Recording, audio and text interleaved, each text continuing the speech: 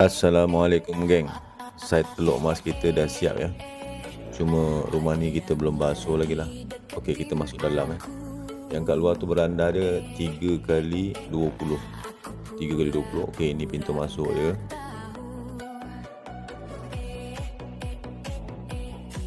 Okey, tingkap kita bagi semua grill lah. Tingkap kita bagi semua grill.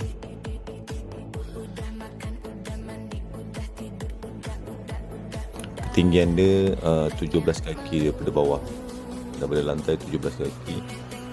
Okey, lantai kita bagi tiles. So semua rumah kita bagi tiles. Okey, ni ruang dia, ni tangga dia untuk naik ke loteng lah. Dalam ni 20x12. Ada pintu belakang, kalau korang tengok kat belakang tu ada pintu. Lepas tu kita bagi tabletop 2x4.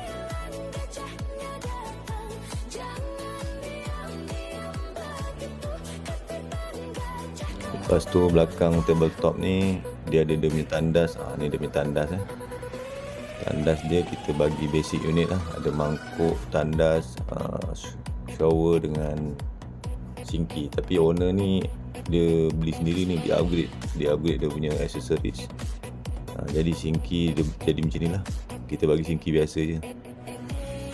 Ni dalam tandas dia 6x4 Kita bagi folding door yang lipat banyak tu. Okey, ni tangga dia boleh pilih lah. Ada warna hitam, warna putih, tengoklah mana apa korang nak. Okey, tu ceiling dia, kita bagi satu kipas. Ni tangga dia besi dengan kayu. Besi lepas tu kayu. Kalau korang nak besi semua pun boleh.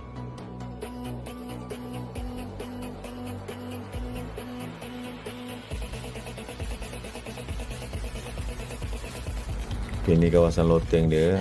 Tingkap atas ada satu tingkap. Lepas tu lantai simen. Sekarang ni kita bagi lantai semua tiles Ini pakej lama lantai simen. Ni ruang loteng dia dalam 7x12 sebelah kiri. Kedudukan loteng ni terpulang lah pada korang nak tak belah kiri ke belah kanan ke. Terpulang lah.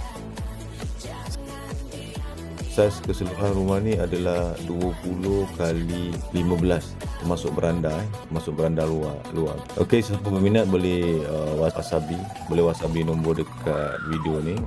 Harga kita tak letak sebab kita letak harga korang tanya harga juga. Jadi korang PM sub komen lah. Ikutlah kan.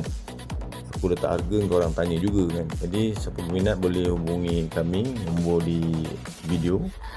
Tanpa deposit dengan kami, bina dulu bayar kemudian ikut progres. Assalamualaikum.